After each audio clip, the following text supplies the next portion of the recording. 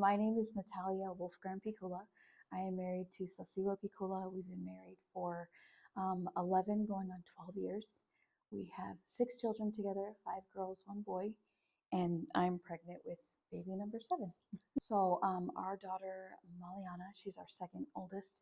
She is currently, she just turned 9 this past Thursday. So she's 9 years old. She's awesome.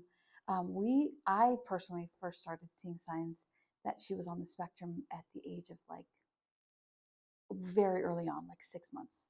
I already started like noticing just differences between her and the oldest one. And that's when I first started recognizing. She was a pretty calm baby. But the very first sign was every night when we put her down to sleep, we had a routine of just giving her a bottle and that, and we just hold her, and she had like a pressure point. She'd always place her hands on her lower abdomen area and just press down consistently until she'd fall asleep. And I just thought that was very different, and I was just like, I didn't know what it was. And she would even like just tighten her muscles and like become like a straight board, like almost like she was just like couldn't, I don't know what the right word is, but she would just tighten her muscles in her leg area, and then until she relaxed, and then she'd fall asleep. So that was just the first thing I saw. At first, when I started noticing that she was different, because even like talking didn't come as fast as it did um, with my oldest daughter. So along the way between like 1, 2, 3, 4, 5, I noticed things. I noticed that like it was harder for her to um, like it was harder for her to, like, if she started crying or if she wanted something, it was harder for her to get over it than it was for my oldest.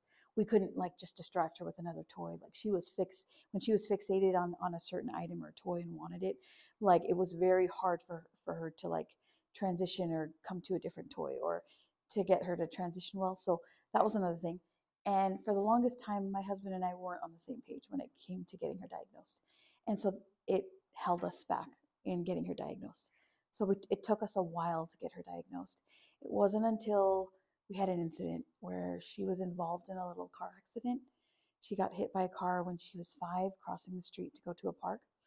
And thankfully, there were no broken bones. There was nothing, like, we got her checked. We took her to the hospital and they did a bunch of x-rays just to make sure there was no like internal damage going on. And she came out with a clean bill of health. But it was when the doctor was trying to communicate with her and he was trying to ask her, what is your pain level? How do you feel?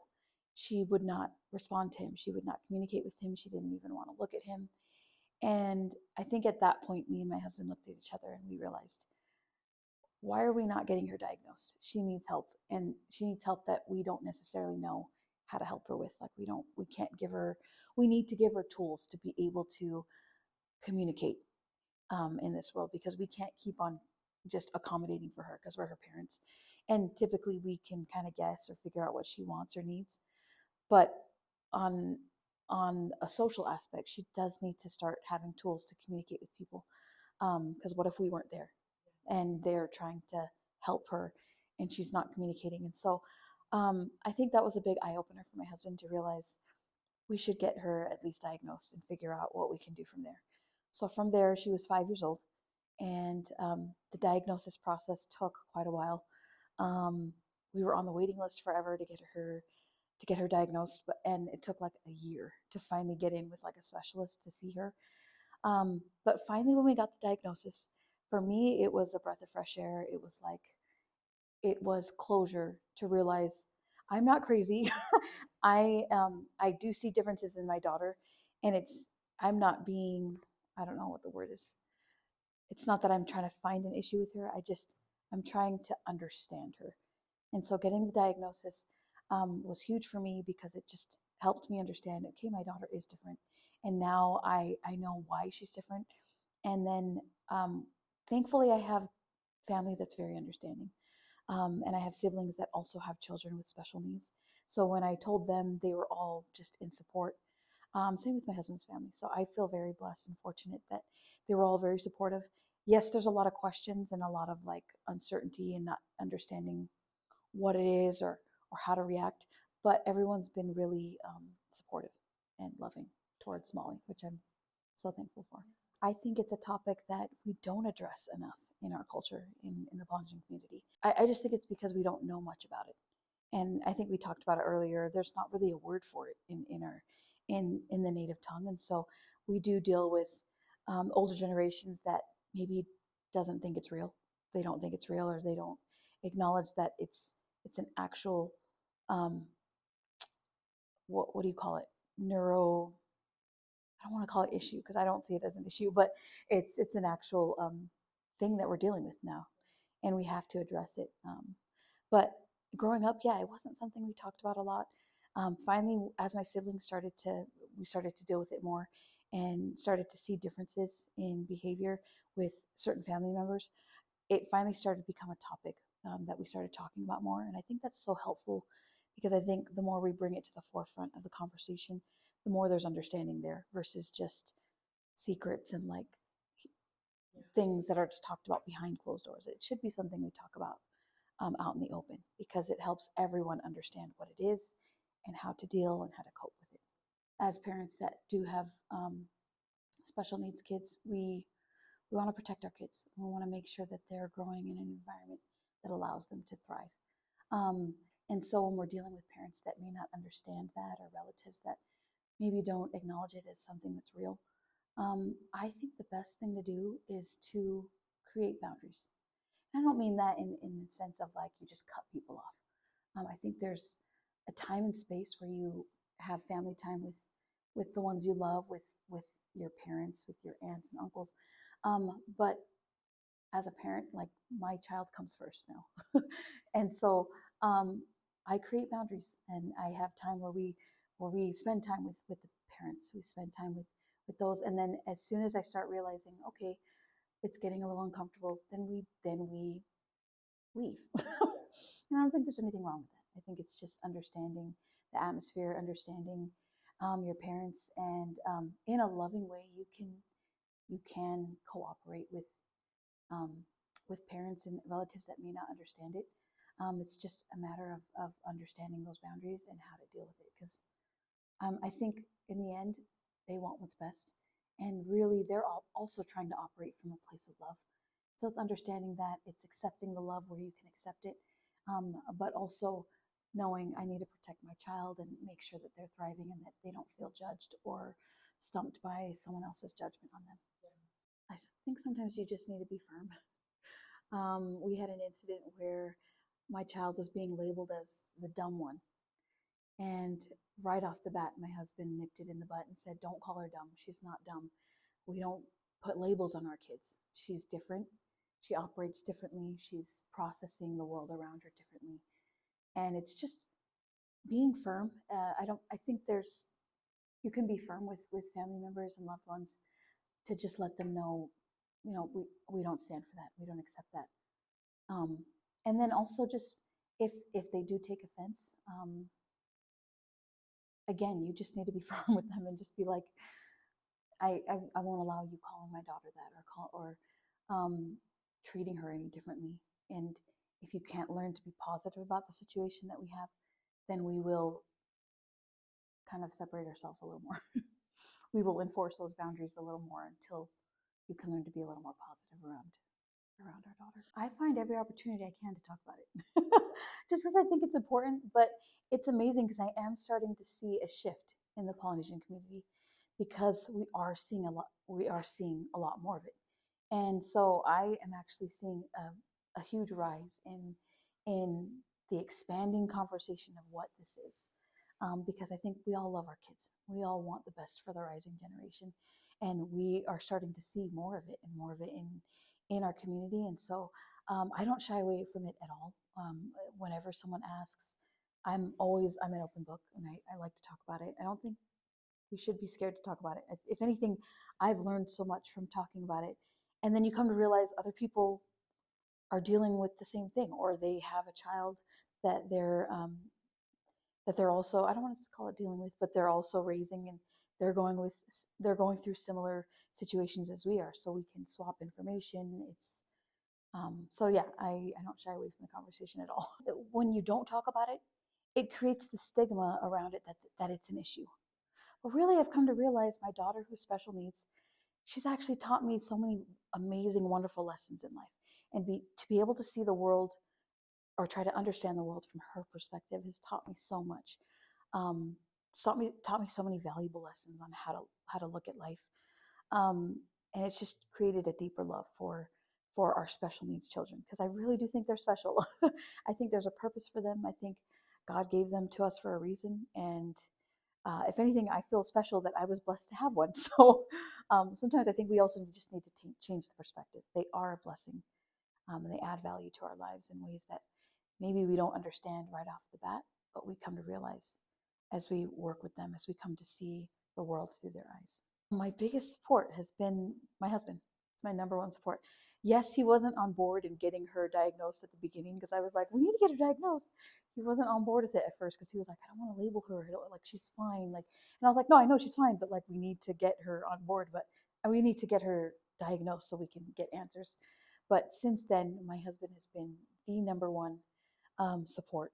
In fact, him and my daughter have such a close bond and relationship where he can calm her down in ways that I can't. It's amazing to see. Also, I think that's important to point out because when she first got diagnosed, the doctor gave me a book, and it was all about autism, and it was all about like what it is, what to expect. And personally, I got through like the first two chapters, and I hated it. I was like, I don't like this book, because it addressed autism like it was an issue, like it's a problem, like it's a disease, and I just didn't like that. And then it also said that to what to keep in mind is that autism can tend to affect the parents, where parents of autism children, there's a high percentage that they don't make it through. Their marriages don't last. And that was a huge like, what? And so I had this talk with my husband, like, how are we going to navigate this together as a couple? Because I need you, you need me. We need to keep, each other first, but we do have a special needs child that needs extra support. And how are we going to navigate that without it ruining our relationship? Because I think the most important thing for a child, whether you're on the spectrum or not, is they need solid parents, to thrive in this world. I'm not saying you can't. I'm not saying that you won't grow well if you don't have like a stable, because there's so many great examples of people that thrive without like a father or a mother. But ideally, if you can provide a father and mother in the home, I think you should. And so, yeah, my number one support has been my husband, and I hope I'm that for him as well. I think similar to how my husband was, or how the family was, in terms of like, we don't want to label her, don't get her, like, she doesn't need to be diagnosed.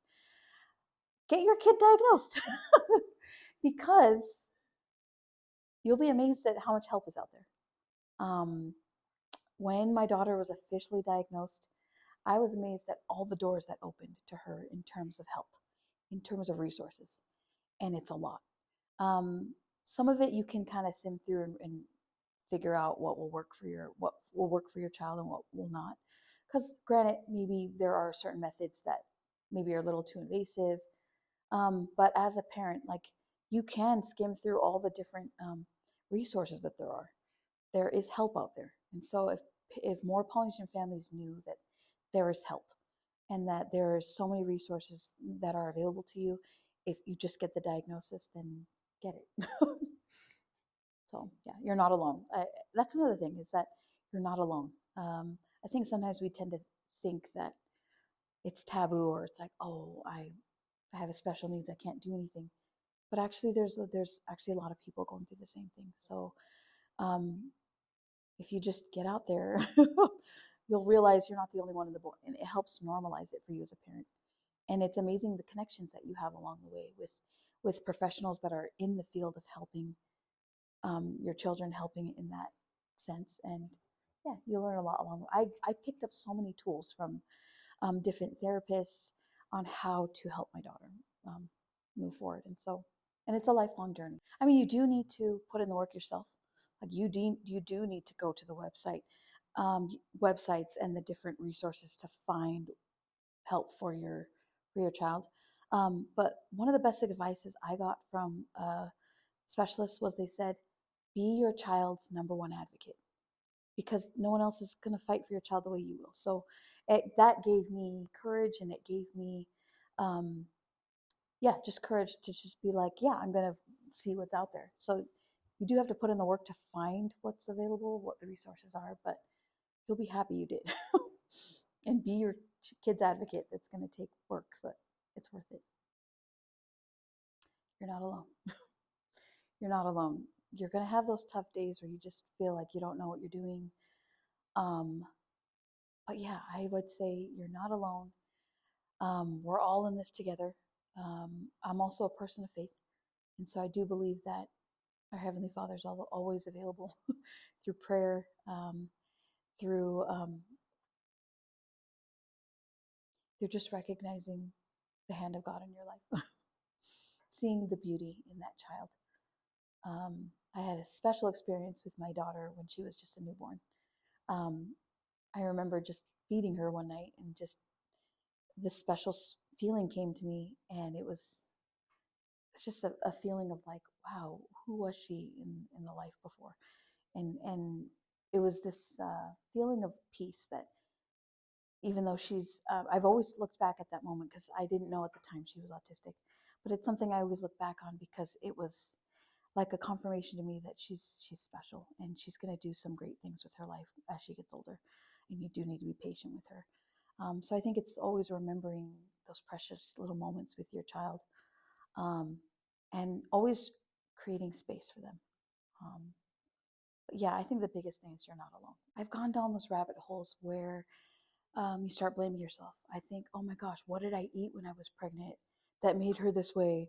What did I do? Like, oh, vaccinate, not vaccinate. Like, there's so many contentious opinions out there. And there's so many opinions um, of maybe why or how my child became autistic. And we could, fight all day about it, and even get sick over it, just in your own mind, thinking of all the things that you coulda, woulda, shoulda done. Um, and I just think it's not healthy. I think that at the end of the day, you need to learn how to embrace your situation, um, because your child is gonna feel it, and it's so important that they don't have that kind of energy. They don't feel that kind of energy from you as their parent. I think the number one thing they need is just love and support, um, and to embrace your situation and recognize the good in it. Um, at times when it gets really tough with my daughter, that's what I hold on to. It's just I remember the good times, or I remember just the special little moments I've had from her, and realize this is just a moment. It's gonna pass, and it's okay. We'll get through this, and we always do. And there may be hurdles that will come up in the future, but we'll cross that bridge when we get there. So take one day at a time, and give yourself grace.